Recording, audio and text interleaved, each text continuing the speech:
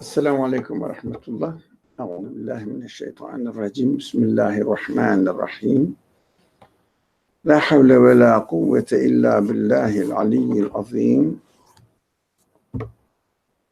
ربنا آتنا في الدنيا حسنة وفي الآخرة حسنة وقنا عذاب النار. ربنا اغفر لي ولوالدي وللمؤمنين يوم يقوم الحساب. ربنا اغفر لنا وارحمنا وأنت أرحم الراحمين. ربي اغفر لي ولوالدي وللمؤمنين يوم يقوم الحساب. وصل اللهم على محمد وعلى آله وأصحابه وأتباعه وسلم والحمد لله رب العالمين. آمين. Inshallah, we are going to start the third from Ma'un, chapter Ma'un, the third verse, as shall I call this title, orphan was somehow not very generally accepted meaning that we discussed last week, but includes what is generally known to classical scholarship in all traditions, almost, general main traditions. But the way we understood yatim was appropriate to the general theme or the purpose of the Quran. That's what I felt. Now we are going to have another controversial word, miskin. So the verse says, وَلَا يَحُضُّ عَلَى طَعَامِ الْمِسْكِينِ. The translation is there. Somebody would like to read.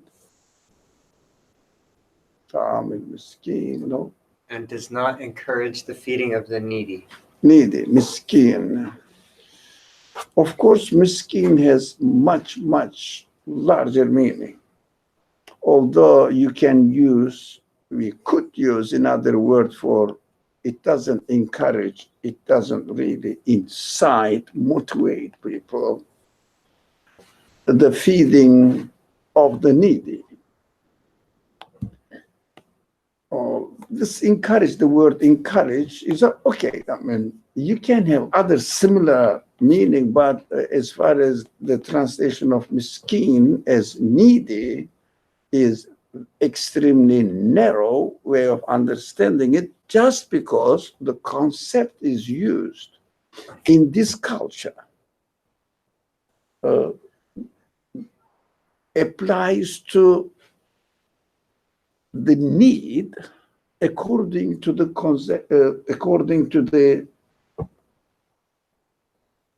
definition of this culture. It means need means in this way, I am in need of what do they think of? I am in need of what? Well, we say that, oh, please help me, I am in need of help. What comes to your mind? Come and share. Money. I'm very, I'm desperate. I need of help. First? Money. Yeah, money. Yeah, green paper. So what else? I'm in need, maybe, yes, money, but what money buys, you may not provide the person money, but what money buys? What money buys now? Food, maybe clothing. If you are a little bit, if you have a wider vision, you will say, this man may be in need of shelter, somewhere to stay. Yeah. And maybe it's very cold and he needs some warm place or cool place, depending on the weather outside. And it's an extension of it. Maybe the person, he or she, is stressed out, under depression, So psychologically, somehow expressing severe, not completely, but at least next to collapse, psychological collapse, complete collapse. This is the extension of it, extension of the understanding of needy in this culture. Am I right? Or what else does come to your mind when you hear the word "this person is destitute"? I was gonna say theoretically, Yeah. anything that a person wants or Oh, needs in this culture? in this culture, Yeah. theoretically, anything that a person wants or needs but does not have the means of acquiring it themselves. Anything, but what anything includes within this secular culture or materialistic culture?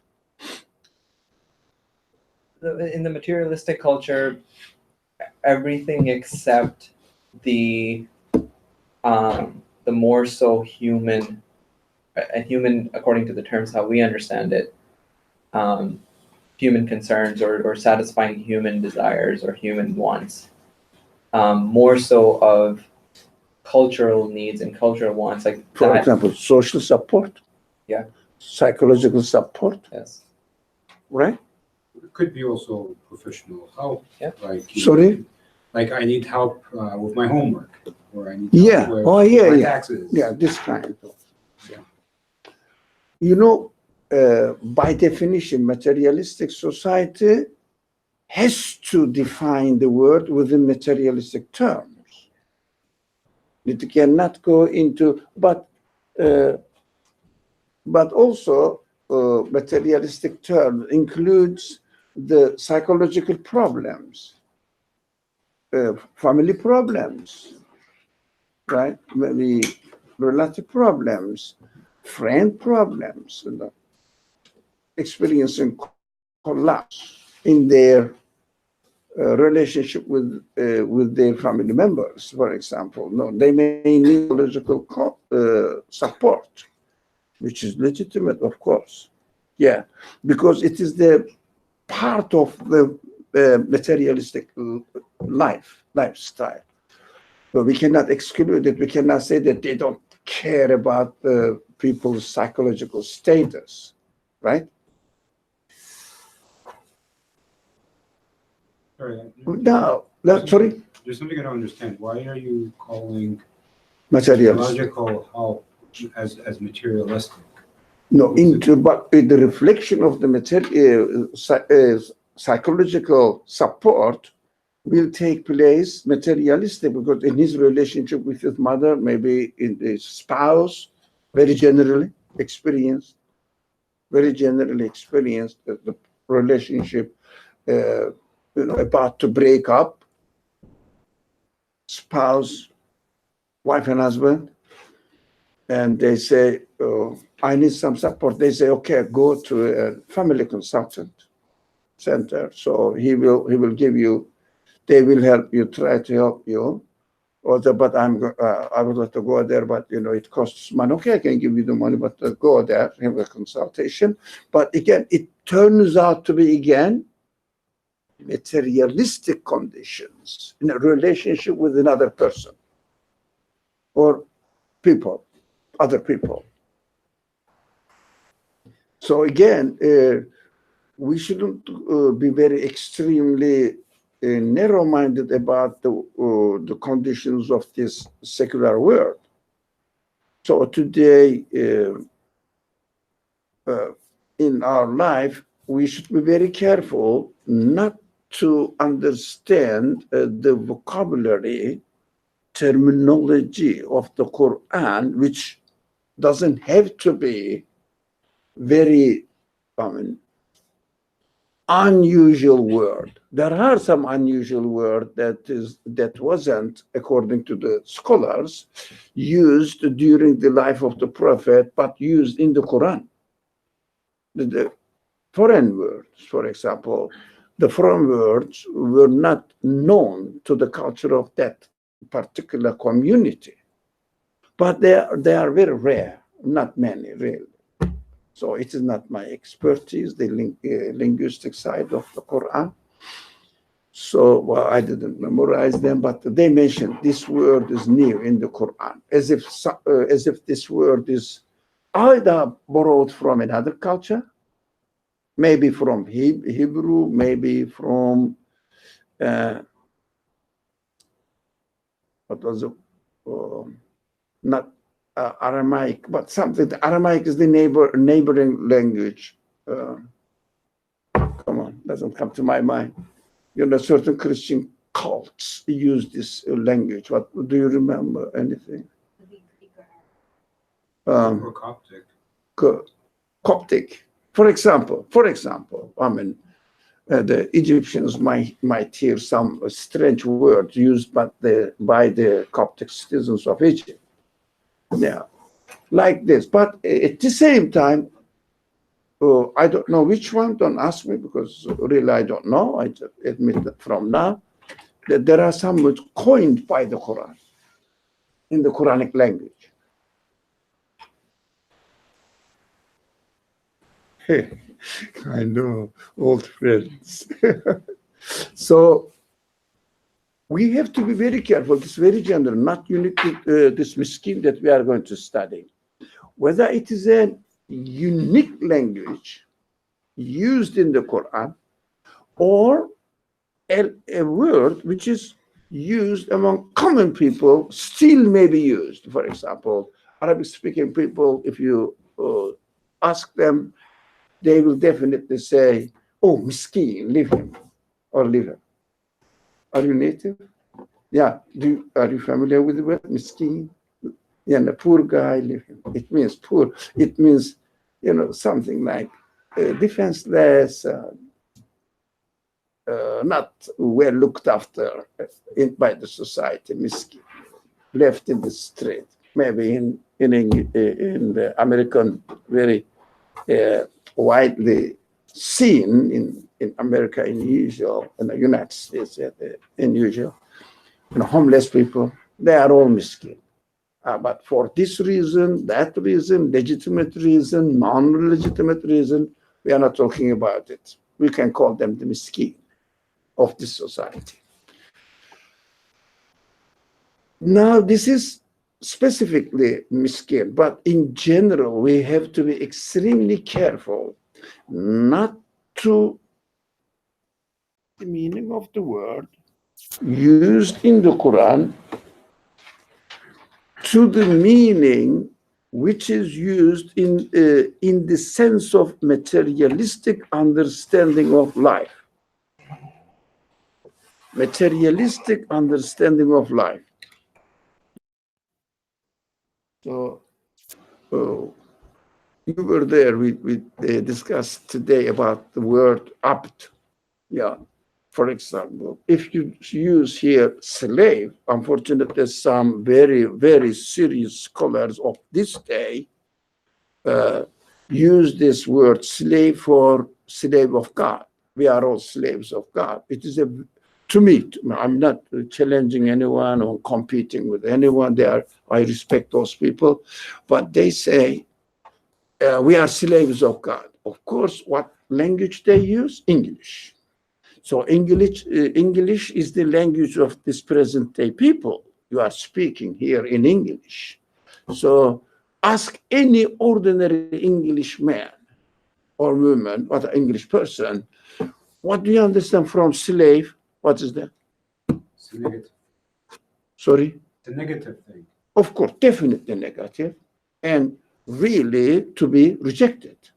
Yeah, I did it recently, but in Islam, it has been rejected 1,300 years ago, well, 1,400 years ago.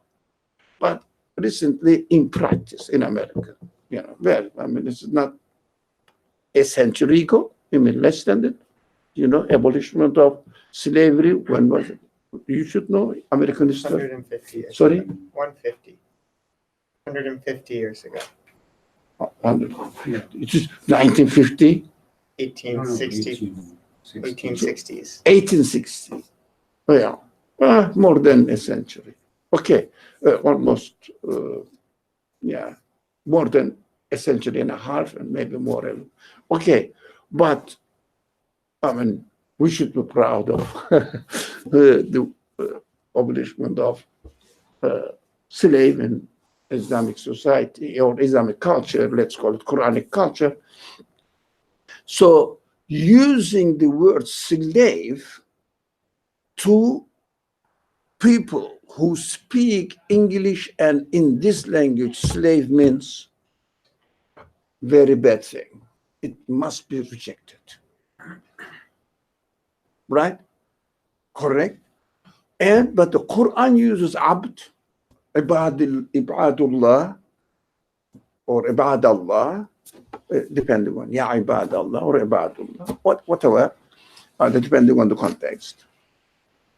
So Abdullah, it's a very common name among Muslim population. Abdullah means slave. Well, if you use it in this way, I never use it. But if we used it, it would be slave of God. But still, slave concept resonates in the minds of the people very badly. So to say that we are slaves of God, the people will say the slavery is still in the minds of these people who read the Quran or follow the Quran. It is very dangerous. So we should never ever use it. What is the mistake there? Why people feel comfortable with all the scholars of the present day, scholars of the present day, feel comfortable to translate Abdullah or Ibadullah as slaves of God, because they said that, oh, we are really putting the people in the presence of God down as much as possible. But no one associates this word in this culture, the slave word in this culture, as the Quran meant it to be. Not at all. Completely out of context of the teachings of the Quran. This word slave, of course, we have to find another word, ibad, related to other words of the Quran, so that we will, for example, u'budu comes from the same root word. It means worship. Worship, for example, ibadah, again, act of worshiping. Ibadah, ibadat fil Islam, for example, when they say, this begin this way. Oh, welcome back. Oh, okay. When we use this vocabulary according to the materialistic culture, which reminds people's or causes people's minds to recall certain concepts, which is definitely to be rejected. So we should avoid it, because Quran doesn't mean that at all with the words. So what we have to do, we have to choose a word or prefer a word which is legitimately valid within the general teachings of the Quran. You have to find out something. You can say, for example, worshippers of God, something, I don't know, I'm not expert on linguistics, so I don't know which word you may say this is the best word. But definitely we should avoid from misunderstanding in the minds of the people. For example, if you ask them, they will say that we have to search what is the reason this meaning is coming into or creeping into Islamic worldview, saying that in Islam still slavery is legitimate. Because even today's modern day Muslims mention about slavery, they don't really oppose it. They don't really reject it. They keep saying the word, using the word slave. It legitimizes it. So the same goes. Now, this is the general principle. If you are reading the translation of the Quran, you have to be very careful. If a word is introduced to you as the means of the Quran, if it sounds something very either misleading or narrowing the meaning of the word to an only materialistic cultural, within the materialistic cultural worldview and or materialistic values. Now, needy, the term translated, I'm not criticizing the translation. It is, I chose it from among other translations randomly, not really randomly, at least appropriate. But this is the general translation. You see the needy means destitute, some say, but it's not a very common word, I think. I said needy is a common word. Everybody, even the primary schools or elementary school students understand. The destitute, they may not understand. We have to be, addressing to general public. But we have to make the explanation, maybe put an asterisk there and a note. Now, this word needy should never ever be understood within the context of materialistic need. Why? I think some people who follow this class regularly almost can make a comment on it. Why do you think you cannot understand the word miskin with this meaning needy? Anyone? Be gracious. If you think of it only as just food, then you don't focus on like the real need that everyone really has, which is like, more about like getting closer to Allah. Like, I don't think that people really focus Close to Allah. Okay.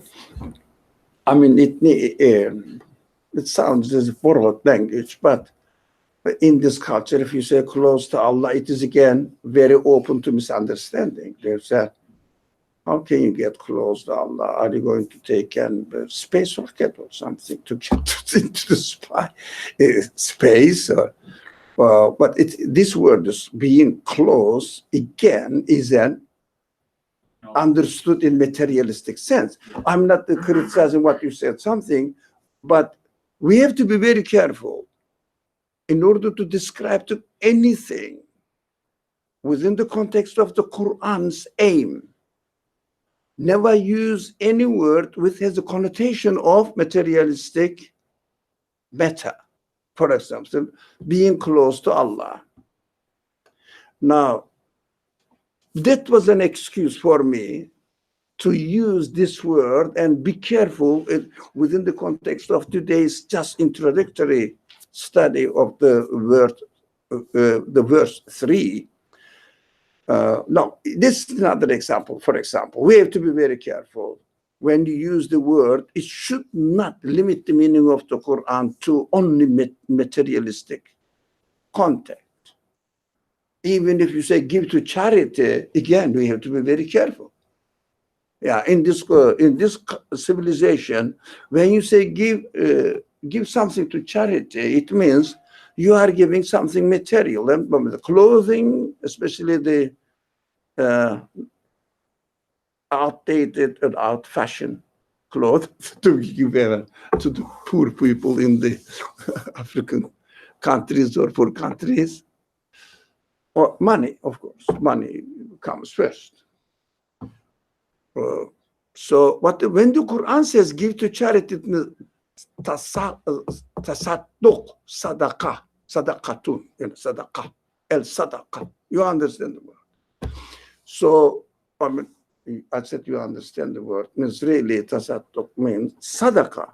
Sadaqah has the meaning aligned with tasdiq. Yeah, it means, confirmation. The same word, same root word. Tasadduk.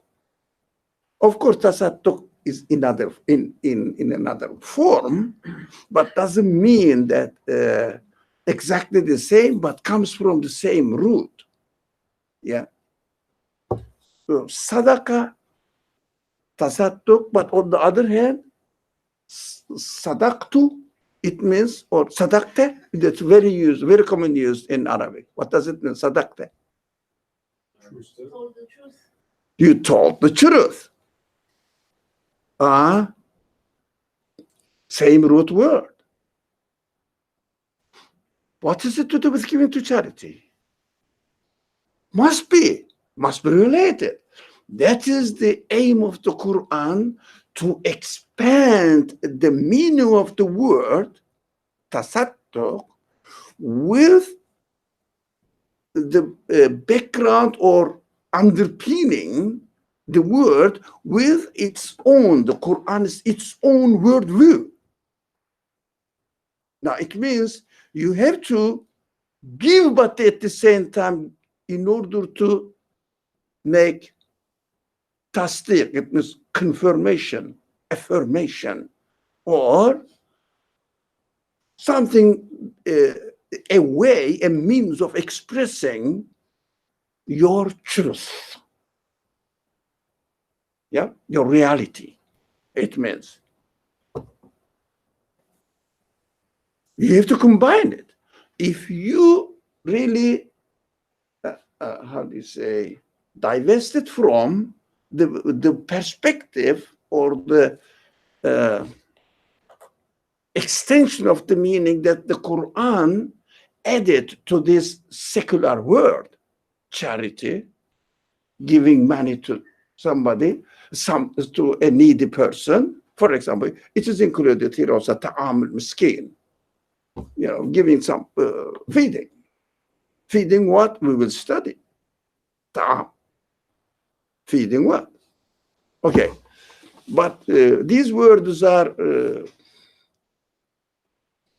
if you like, within the context of this culture, problematic. When say feeding, in materialistic world, feeding what? The same thing anyways. So Quran takes the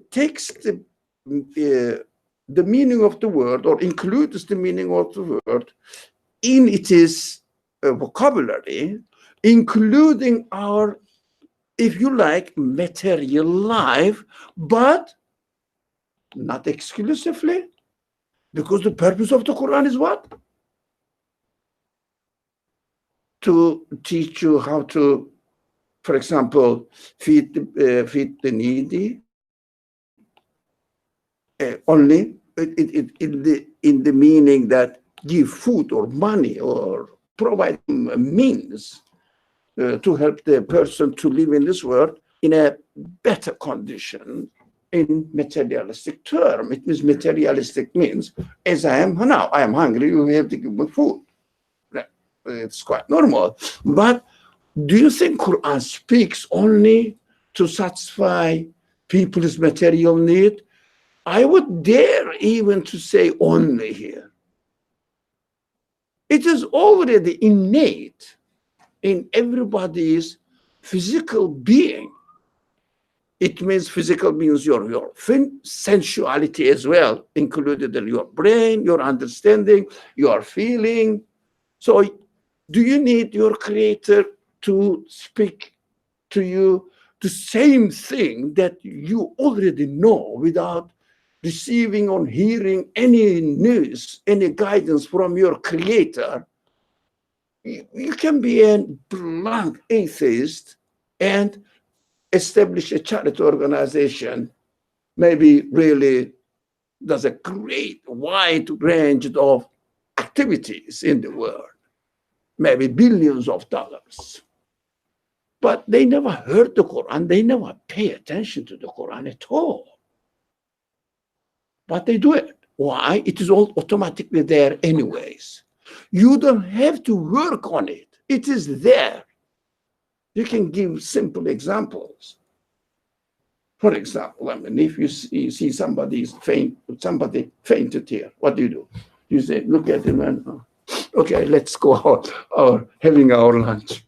Do you do that? Can you do that? Regardless of your belief in God or anything, or knowledge of your Quranic teaching, regardless, an atheist and you, maybe you are a very devout believer and practicing believer, and there is another person next to you in the restaurant, you don't know who he is, but let's say, assume that it is just an assumption, atheist man. There is a person fainted, was sitting in the next table. Don't you stand up at the same time and help the person? Is there any difference between you and him? Would there be? Okay. It doesn't mean that it is excluded in the meaning of feeding, in the meaning of needy. Got it? It is not, it is what we are. For example, if you look at our own life, what we see in our own life, that our stomach needs food. And God comes to my aid and gives me food, material food, bread or fruit or meat or depending, especially rice. So it is there. It is provided by God. Do you think something wrong with it? No. God is doing it. That's what the word in the Quran, Rahman, refers to it.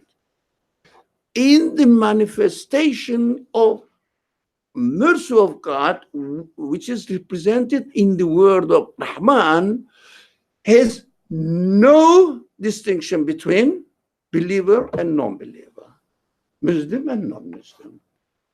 So have you ever seen any encouragement in the Quran which says, for example, give to charity, it means tasadduq or zakat, to whom? Who will give them? What is the price? To whom? Where are we going to start looking at this community, whatever it is, so that we will say, is there anyone who needs money? Money, I'm talking money, which, with which you can buy food. So who needs money? From where we start? From among our, say it? Family members, close relatives. And then you said, oh, they are all well off. Oh, alhamdulillah, all right. I don't have to take care of them. They already take care of them. Okay, and then family members. And then neighbors. So does the Quran say, look around you and find out Muslim needy people?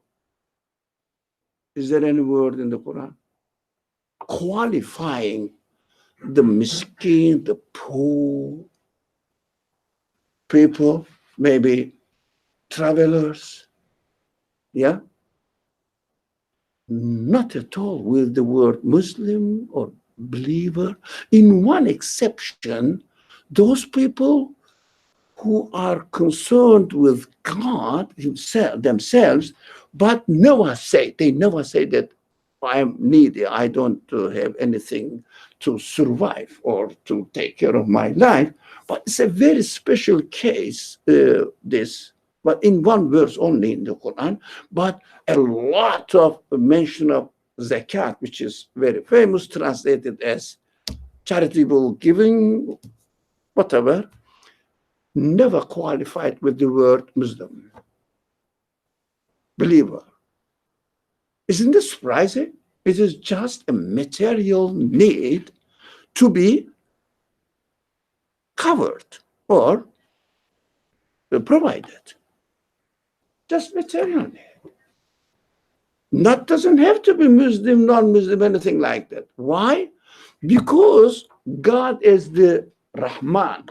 I'm using an Arabic word, which means merciful. But interchangeably, you say compassion. maybe munificent, or any word. Similar words you can use, which treats human beings equally without any distinction between believers and non-believers, Muslims and Christians, or atheists or Buddhists, whatever. No distinction. But what do we hear? Take care of your Muslim brothers. Yeah, in the community, Muslim brothers. Where did you get this word from? I know some hadith narrations specify this language, but in the Quran there is no such thing. Why do you think the one who is employed, sent as a teacher to teach what the Quran is teaching to the community, which is what, whom am I talking about? Who are they? To teach the Quran and represent the Quran to the people in the best form of exemplary life. Who is it? The Prophet. Right? He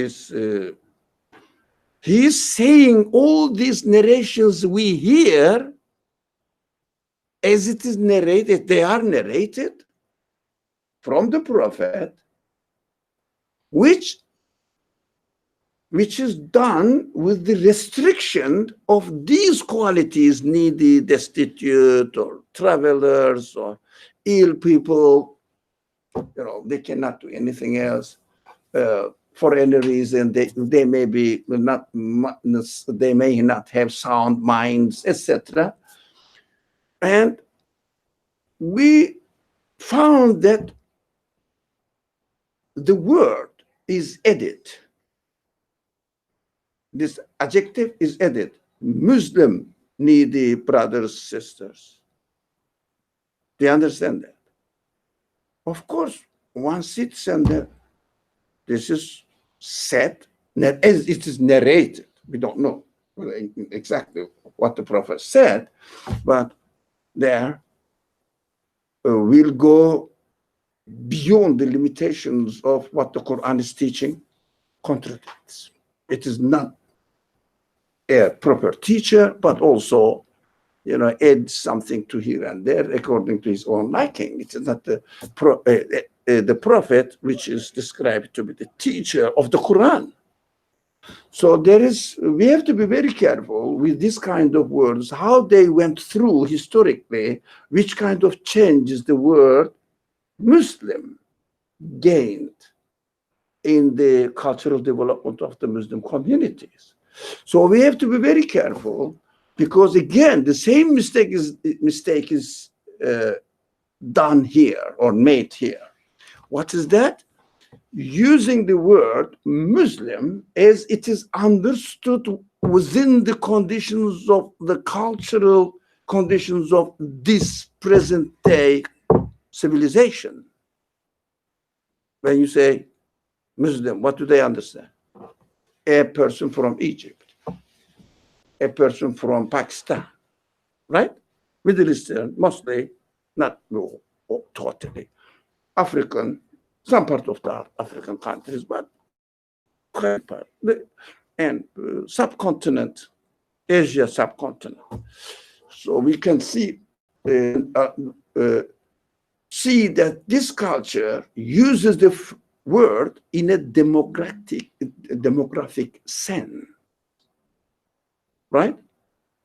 Not as a distinguishing figure of belief system and teachings of the Quran. Demographic. If you say, where are you coming? Where do you come from? Pakistan. So you say, in your culture, taken for granted, it means Muslim, Islamic culture. Taken for granted. This is the culture. If I use the word in the Quran or in the narrations of the Prophet, if I see the word Muslim or your brother, I immediately recall or interpret this word within the context of the teachings of, or the main qualities of, or the main, not the qualities, main principles or structure of this civilization, materialistic civilization, within this civilization. So I should avoid from using the word Muslim when I talk about the Quran or Hadith narrations. Because when the Quran and Hadith mentions this word Muslim, Taslim, Salim, Salam, it means, for example, it means in this culture, Salam, what does it mean? Salam mean, or peace. If I translate Salam in peace. So what is understood here, peace means no fighting, right? It's correct. Yeah, it is not excluded. Of course, it means this, but at the same time, Salam means really human spirit, feeling serenity, confidence, peace in his existence. What I am here. In his existence. So he says that, oh, I have nothing to bother as far as my existence as a human being is concerned, because I am in peace with my source of existence, my creator. I submit to him. Submission comes to God, therefore feeling peace within this submission. That is called Islam or Salam. Not at all as it is understood in this civilization. So we have to find out another word or explain it definitely. Otherwise you say, your Muslim brother, when you look at the Quranic teaching, there is no such concept that Muslims are brothers. What is the concept of the Quran for brotherhood? Mu'min, not Muslim. Mu'min, believers. Those people who feel secure in their existence. إِنَّمَا الْمُؤْمِنُونَ إِخْوَةٌ. Not Muslimun إِخْوَةٌ. How can you expect that the teacher of the Quran will convert the word into Muslim? So based all the rest of the vocabulary on this word, Muslim brother, Muslim relatives, Muslim neighbors. There's no such thing in the Quran. So we have to be very careful. Again, the same principle, in order to understand the Quran properly, we have to be very conscious of the word or our understanding of the word, that it should not be reduced to materialistic limitations of the word view. The Quran never ever teaches what is already known to human nature. But based on the human nature, doesn't exclude it, based on the human nature, it adds another dimension to this human nature. For example, when you eat, you feel comfortable. Okay, your human feelings are also comfortable. Human feelings. When you eat stomach, you still worry about what?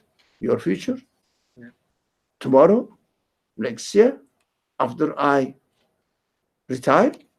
So I'm not going to work, and there is no really substantial income to take care of me and my needs.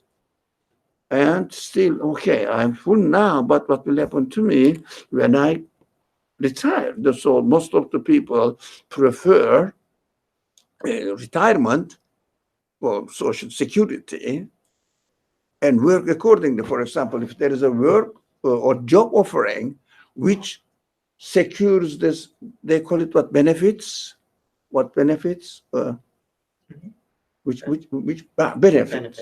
Yeah, social, how do you say? Retirement. Social security, including health security. Yeah, that's what they understand.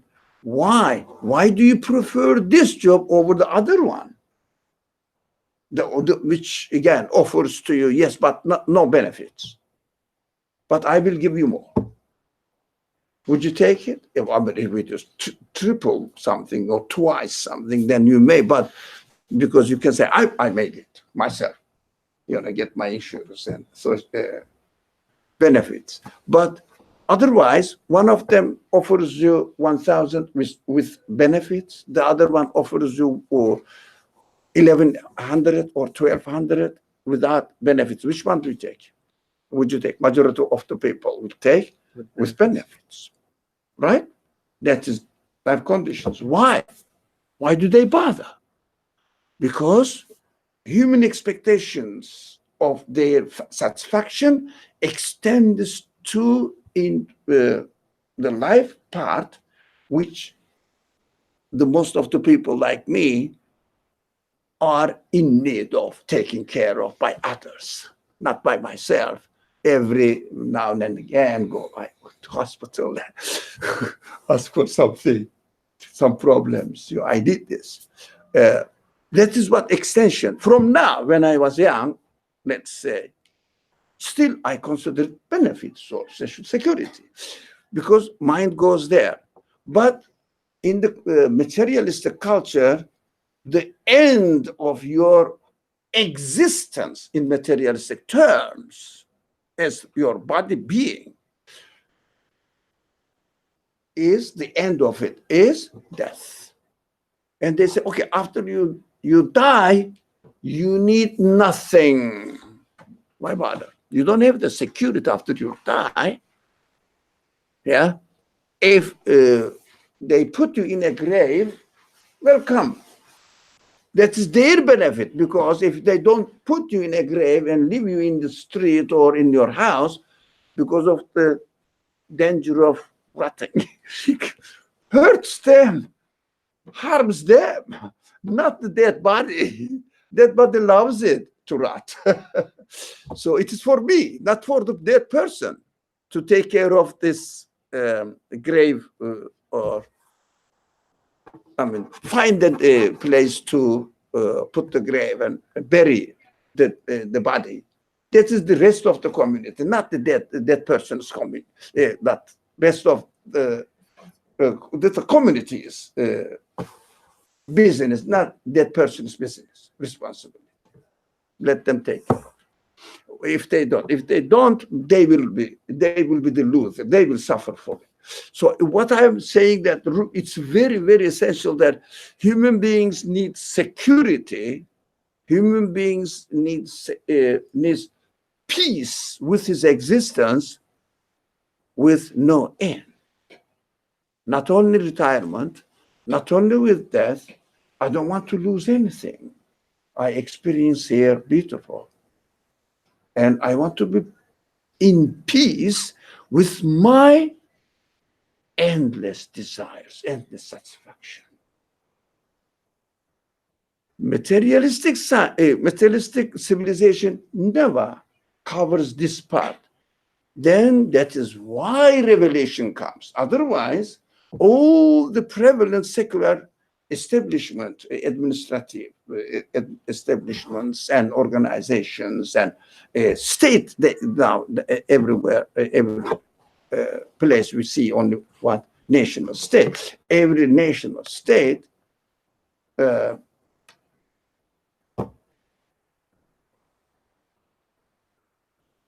provides only materialistic needs and make people feel in peace or at peace. But until you die, that's it.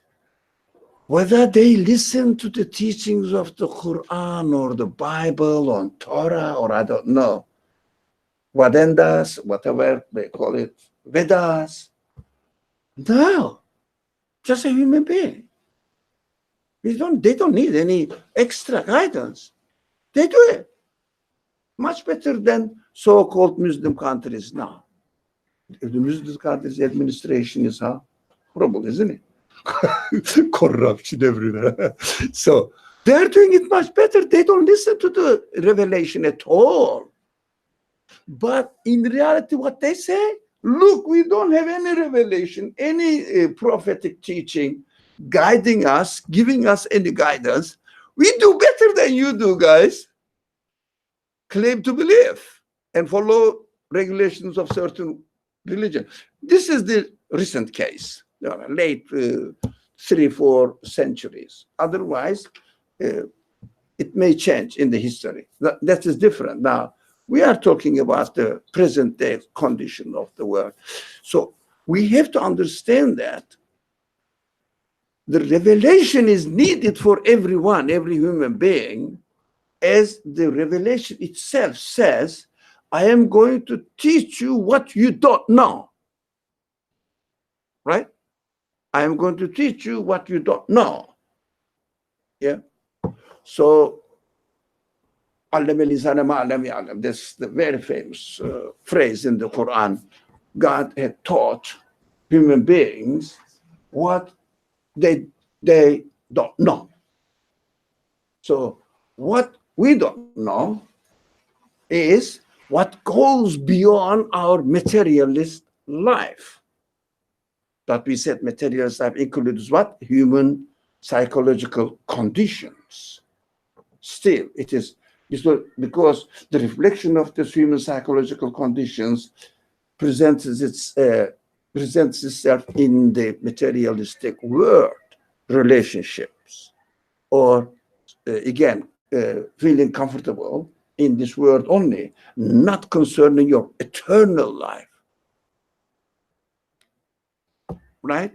Quran says, or if you like, God interferes into people's mind or society, saying that, look, one thing very essential to humanity is missing. I'm going to teach you this. So we have to understand the words of the Quran and give meaning to them, which includes what? As God's treatment of us in this world, Rahman and Rahim. Now, Rahman is what? Related to any kind of human condition in this materialistic world, which is, God says, I guarantee your materialist world, body taken care of, this kind of thing. I guarantee it. If only you don't spoil it. It is guaranteed. You put one seed of rice in the soil, what turns out to be after 6 months? 1,000. Guaranteed. Don't exploit and limit the opportunities to people because of their background or capital capacity. Otherwise, if you leave everybody freely without any restrictions in Africa, Africa is the richest resources in the world. Africa has the richest resources that I heard in the world, this continent. But in this continent, famine or all sorts of things are very widely spread and experienced by the people because of this conflict between tribe, conflict, fight, etc., etc. Lots of exploitations going on behind the scene, weapons, authority, maybe taking over the administration of certain group of people. They are called different tribes. Of course, you can find everywhere different tribes, different traditions, and dividing them into as small as possible pieces. But apart from this, it is taken care of. But Rahim comes adding the eternal side of, eternity side of this matter. For example, you give the food, but as an extension of giving the food, Quran says, this is guaranteed by the one who is all powerful, creator of the whole universe. It is the one who holds the world and the next, which is eternal. infinite. So Rahim comes within the teachings of the Quran. So Rahim and Rahman, you know, that's very simple. Everybody speaks about it. Come from the same root. It means really treating somebody with mercy. But Rahman is equal to everyone, and in terms of these conditions of this world and life of people and societies, Rahim treats or gives another dimension, adds another dimension to it, which goes until eternity.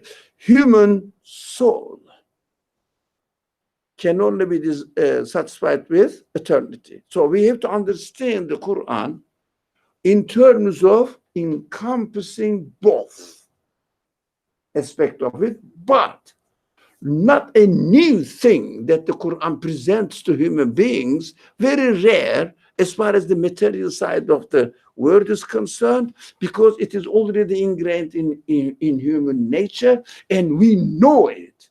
But although we have the desire for eternal satisfaction, but we don't know how to satisfy. For example, don't we know that we have to cultivate the land, get production, so the producers, harvest the things, look after the trees and the land, and grow the vegetables, etc. We all know that. The Quran is not going to teach you how to do it. Come on, you investigate it. Through your experience, definitely you will learn something and improve it. So all these kind of things, for example, let alone the farming, here is the technology. Human beings discover whatever has already existing within the material system of this world. Here is all the technologies. Human beings are able to discover it. You don't have to get the guidance from your creator, in order to make the computer or spacecrafts or submarines, very sophisticated submarines, and maybe the highest technology. Submarine technologies, as far as I heard from the people, that it is the highest technology, everything. Lots of soldiers are there under the water, and you have to take care of all their materialistic needs again, etc., etc. Everything is automatizing it, automated. Everything is everything is automated there. So working electronically, guaranteed, etc., etc., etc. So human beings are able to do that. None of the technology developed under the guidance of the already existing technology. Maybe if someone takes the Quranic teaching from another perspective, this civilization may produce different technology. We haven't seen it yet. So those students of the Quran are always miles behind the materialistic development that the technology has taken place. Now they have to cover and go beyond and find another way of developing the technology according to the worldview of the Quran. That's completely different. For example, who has the technology of Solomon mentioned in the Quran? None of us. Asking the birds to help you, and also other types of conscious creatures in the world, employing them to your service. What Solomon did, what jinns Solomon did. Is there any technology like that? Not at all, because people don't believe that those people who are supposed to believe, but we believe in jinns or this kind of things, just to make the world more mysterious than it appears to be. So lots of stories are developed now. It is incredibly disgusting understanding of the Quran. Anyways, so we don't have those technologies yet. Right? it's not our subject, but we have to understand that there's this Quranic teaching covers two dimensions at the same time, but one of the dimensions is materialistically experienced in this world and possible to fulfill it. Possible to fulfill it without the teachings of the Quran.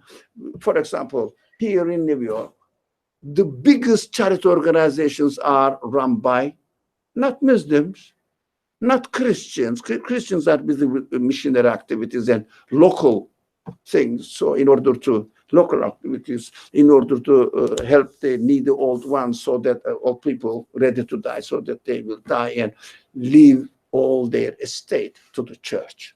It's the biggest investment for the benefit of the money benefit, or I don't know, property benefits of the churches or church administration.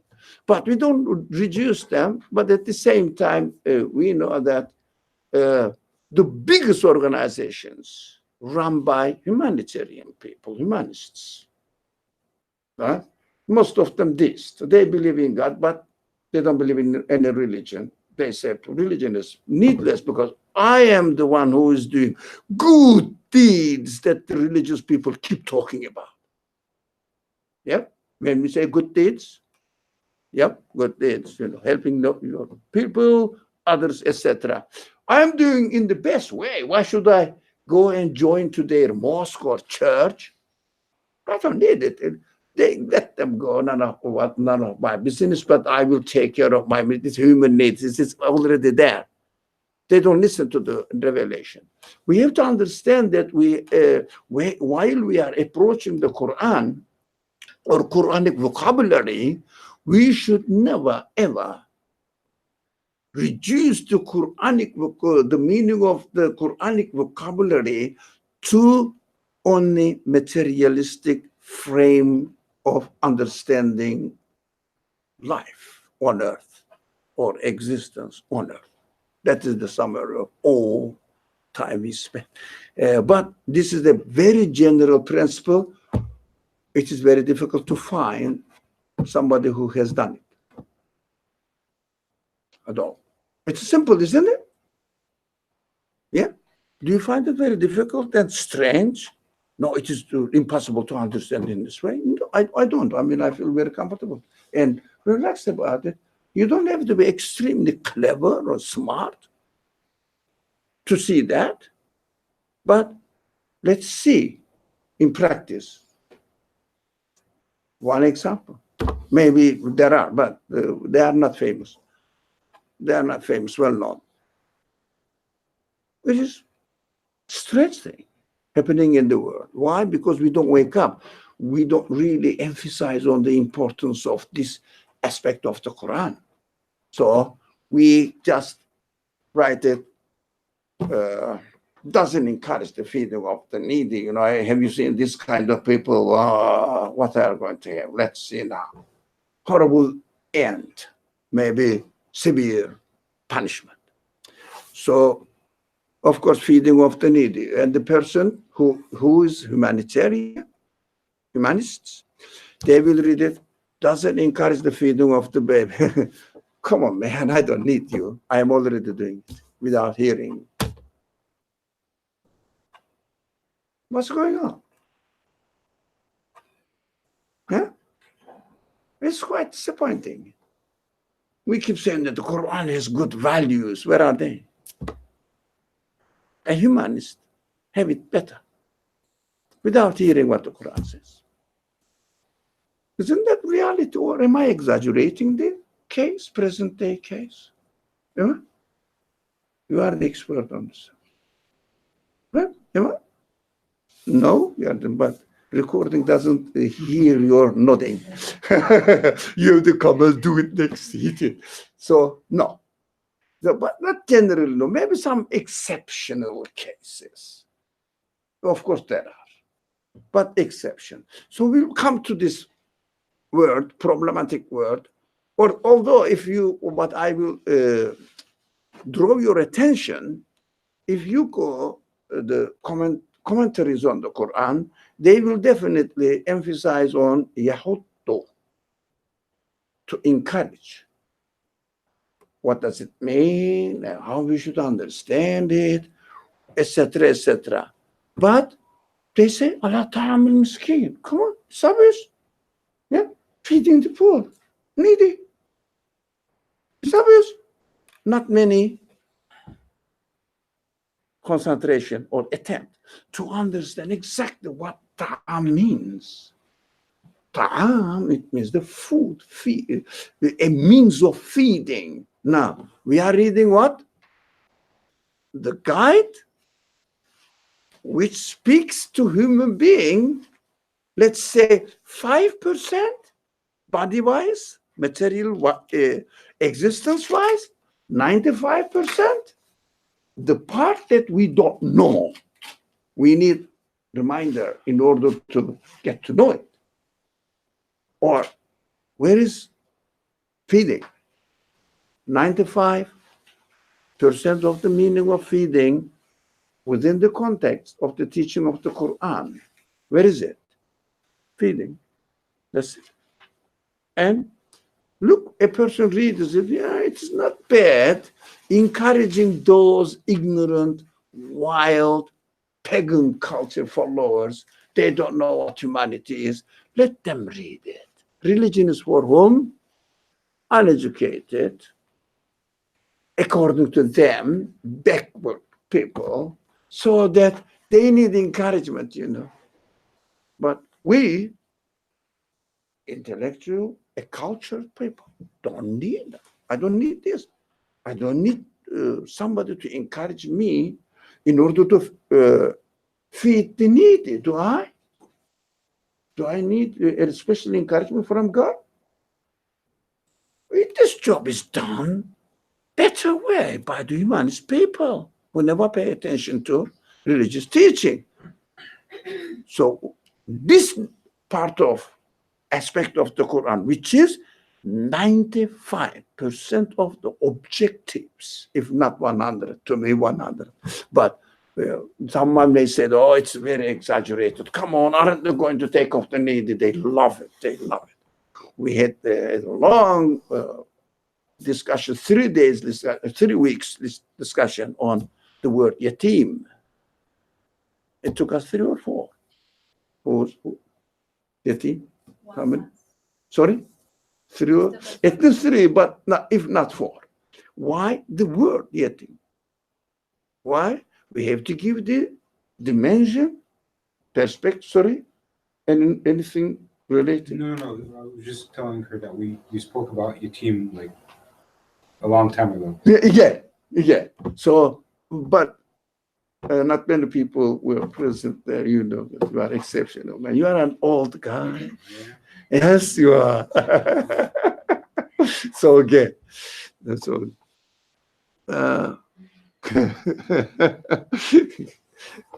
Decades ago, All right, let's stop that. not years. To say years is not really enough to express what we mean. For how old are you? 7 decades. Because years doesn't cover really. Okay. So we had a great discussion on this subject, and still one side of us, because we are indoctrinated, brainwashed, really. Yeah, if you understand yatim, it means really orphan. In this sense that we have been talking about it in this class, so that are we not going to take care of these people, or the children who have no parents to take care of them, no close relatives. They are living in the street. I haven't seen any yet. In American conditions. A child, have you seen any child without any taking care of anybody? So that you will adopt him. So what do they do? How much do they pay? I heard that getting an orphan from China costs at least $30,000 for I don't know why, 30,000. But people are waiting in line to get unwanted child. Not necessarily that they are yatim. No, because the family is poor, they cannot look after them. They say, okay, I have, not in China, not many children, but in the Central Asia or subcontinent, I have 7 of them. This is the 8th. I cannot really take care of them. Yep. Do you experience this in your background there somehow? And then they give it away. So the middlemen in there and other arrangements, the government permission, etc., costs 30,000. And people, as if they buy it with money, not in order to take care of them for other political reasons. Yeah. So, excuse me, God doesn't need you to be a doctor of a yatim. Everybody's queuing for it. Not Muslims, humanitarian people, or people we have political agenda behind it. Isn't that true? No? Yes or no? Yes. Yeah, because she's the expert on this other subjects. Anyways, that's what I want her to confirm. If not, say, no, it's not true. So, for example, ask yourself, how many yatim have you seen in your life that needs your shelter? You're taking care of. How many? Yatim. Let's use orphan. Huh? Have you? Sorry? That need my specific help? Yeah. I mean, you encountered this, and the Quran says, "Oh, don't treat orphan badly, harshly, so that you will need the guidance from the Quran." I have never seen. No, I've seen people treat orphans and needy people harshly. So I haven't. In my environment, I don't need this guidance. Why should I keep repeating it in my prayers? ولا يحض على طعام. Sorry. ذلك فذلك الذي يدعو You've اليتيم. never seen like homeless people here and how people treat them? What are they yatim or miskin? Well, No, just it saying is different the same- category. I'm just saying like the same idea. I mean, there are people that treat orphans badly. There are people that treat needy Yeah. people badly. Do you know you know better than I do the help points that the city provides, and they said if you need anything, not only if you need anybody, if you see anybody who is in need of help, please call us from here immediately, even if you don't have any telephone or communication means. I'm providing it. They are encouraging it. They come out to collect these people here, homeless people. Yep. They don't want to go there. Even they go. The second day, they run away from already established shelter facilities run by the state, New York City. Why? Are they yatim or what? What's going on? There may be something wrong with them, but we may treat them as miskin, but not yatim, not orphan. So orphan means, that's what we understand. Anyways, this kind of language, explanation, understanding of the Quran must be, I would say, scrutinized clearly under the scope of the teachings of the Quran, not under the scope of the materialistic civilization. It may include in it 5%, 90% of the purpose of the Quran is what? To establish real happiness, eternal peace in the minds of human and hearts, feelings of human beings. Now come to feeding, where the miskin, we said, it is not, definitely not, or not to be restricted to the meaning of needy means materialist or material needs, right? Okay. What is it? But the answer is obvious now. Come on. What we should understand within the context of the teachings of the Quran, purposes of the Quran, this miskin should mean? Come on, someone here? My human needs. Sorry? My human needs. So my needs Such as, for example, make it clear. Security that doesn't fade away, eternal security, eternal happiness,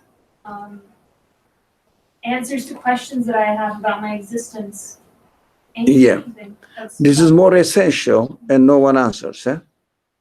But you can find answers easily, have insurance,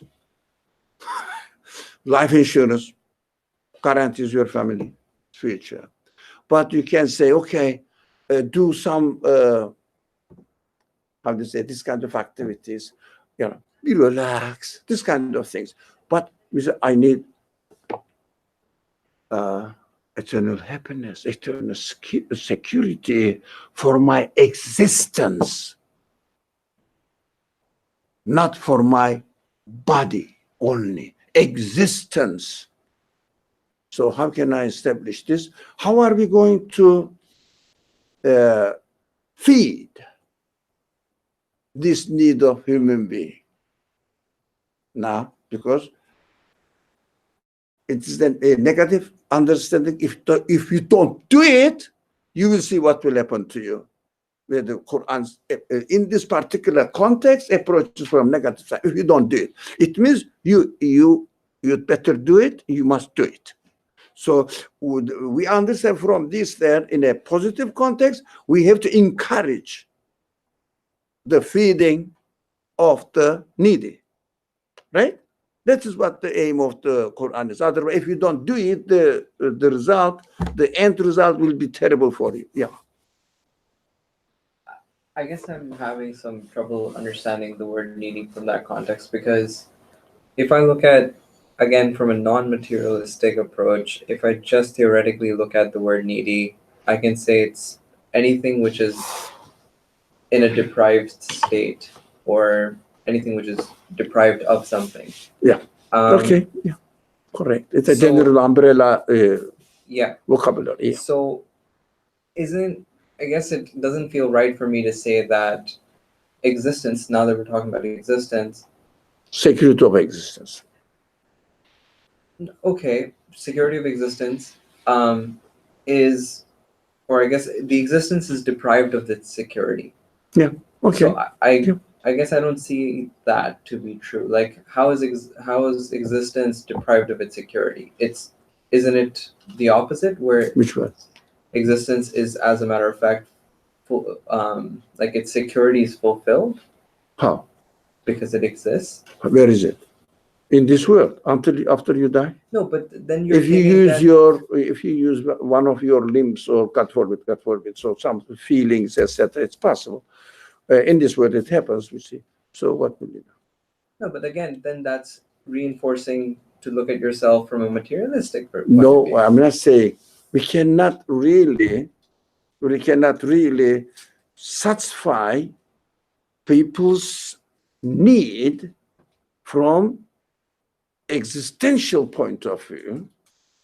So you have to have the medicine for it. That's why we are going to feed the people's need. So where you can get the medicine for it, where is it? Money or what? Can money secure your existence? No. No, okay. Yeah, but then I think you're again implying that you must first be deprived of your security or the Yeah. but where is that? Like how am I like right this second, how am I deprived of the Yep. security of my existence? That is what the Quran says. Work on it and find out how to feed this in order to help a, let's say, patient. You have to be able to diagnose the disease, Right. and then provide the cure, healing, the means of healing for it. But this is what we have to know. But you sick first. Like I guess that's what Yeah, I'm yeah, saying. yeah. So Yeah. if I Correct. do not view my existential side to be deprived of its security, and again this necessitates that I am myself consciously choosing to Definitely. not deprive myself of my security. Definitely, because Then- you cannot copy paste the religious culture and transfer the people, and that I am really feeding the needy. It is ridiculous. Copy pasting, you have to have the experience. That's why belief. How do we describe the word belief in our class? Personal conviction.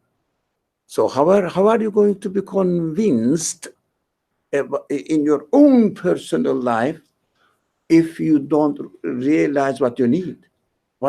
I'm convinced about what? You have to have the problem. So we go through this problem because it is, again, innate us. It is innate us. So what do we mean by innate us? We have always two options in front of us. One is, is it really true? The other one is, this satisfies me or doesn't satisfy me. So in all ways, we have two options. Is there any way that I have left with one option in practical human life? Always two. Even while you are sitting there, shall I sit here? Shall I sit there? Yep, options. So that we practice our free will. Otherwise, if there was no option to find or diagnose the disease, for example, in general terms, ignorance and knowledge, laziness and going through experience. It's always the, why did I come here? Why did you come here? Ask yourself. Why did you come here? No, you felt the need. I felt the need. I don't know about you. You may come here hoping that at the end of the class you will be served with dinner. I don't know. We never did that. So wait and see. We are وَنَحْنُ مُنْتَظِرُونَ. The end is nothing. So you will see, no, nothing. So why did you go? I feel the need. So when I feel the need, I look for the cure, and I say to this, notice the Quran is studied in a strange way, in a accustomed way, not common custom, by the way, here and give something strange and not very contradictory to my nature and covers my expectations. That's my feeling. That's why I'm here. I spent more than an hour. I left my office at 5, something past 5, not a little bit past 5, and I was here a little bit earlier than 7. That's it. Why did I almost spend, not almost really, almost exactly hour and a half? Most of you also went through this. Why do you come then? 1 hour and 1 hour and a half and hour and a half going back, 3 hours. For what? If I don't feel anything satisfied in me, why should I come? Yeah, I should go. Well, I could have gone and, but really I need sleep, so go and sleep. So, yep. So the way I read this now is, have you seen the person that is like you were saying, a humanist saying that well, I don't need religion to do good things, and even if they were to treat the orphans kindly, Yeah. and feed the needy, Yeah. they are not really. They're the ones who are the orphan, and they're the ones who are the needy, and they're not feeding themselves because they're not looking at the beyond the materialistic angle. They think that they are doing the right thing, Yeah, that's correct. but they're not really. Okay. So what this indicates is very simple. If you look at the word and treat your word within the context of material word, it means you are the one, which is a very Sufi language, ill. While you are ill, you are the one who is sick within yourself. So, because you try to satisfy yourself by doing something in order to satisfy yourself, but this side of yourself doesn't get satisfaction with it because it doesn't help you beyond the grave. At least you get the satisfaction. Of course, if I help somebody, I go home and all the people around there said, "Oh, I'm tired today." Why? I was very busy. There was a man who fainted on the sidewalk, and I took him to hospital and etc. I want to mention. You see, I am proud of it. I'm looking for means of satisfaction and appreciation. Time. I just remember the time. 8:33. 8:33. The ring is belling. So, Israfil. What is Israfil in English? Sarafil or what? Do you know? Does anybody know what Israfil in English? Sarafim? Something like that. Anyway, there is a word for it. Does anybody remember? Okay. Blowing the horn. Sorry? Blowing the horn. That is Israfil's job. Hey, time is up. Come on, out. So, inshallah, we will stop. But those people are poor. They are not aware of it. That is a duty on you, taught by the Quran. Go and help them. They are the needy. So feed their need. Inshallah, we will have this two vocabulary here, ta'am and miskin in Arabic, feeding and poor, needy, whatever. So, and which dimension Quran adds to it, which makes the 95% of the human need, right? Teachings of the Quran.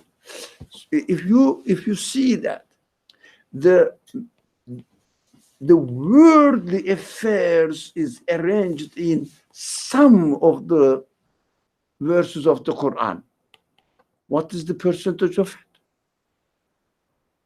Less than How many verses? Yeah?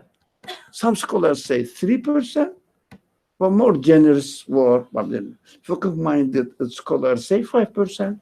No more. How about 95%? It goes along with this. So Quran may be used as a means of arranging your material life, right? At the most 5%. And the fiqh rules are arranging your worldly life. At the most, it should cover 5% of your life. Praying, fasting, giving charity, etc. At the most 5% of life may be allocated to that purpose. 95% of the life must be allocated to learn and gain the perspective, which is the ultimate objective of the Quran. Read the Quran accordingly. You will see that this text is speaking something completely alien to my religious culture, not materialistic culture. No, my religious culture, 90% of it, alien to me. You will find it when you really look at it closely from the perspective of the teachings of the Quran, ultimate aims of the teachings of the Quran. It is amazing to realize for me, for example, I was really excited. What's going on here in my understanding of religion in terms of Quranic teaching? It's a severe case for me. And I'm sharing my experience and feelings with you. That's nothing more, really. I'm not adding anything new. Okay, inshallah, we will, somehow the foundation is established, inshallah. But we say, let's make it clear. What is this 95% of the meaning of this? We understood that this is not, right? What we understand in religious rhetoric, prevalent now. This is not. Was it that? So the answer, if you know what it is not, it is easy to find out what it should be. Okay, Bismillah ar-Rahman ar-Rahim. Subhanaka la ilma lana illa ma 'allamtana innaka antal alim hakim. Wa akhiru da'wahum and alhamdulillahi rabbil alamin bi hurmati sirr surati Fatiha. Allahumma salli.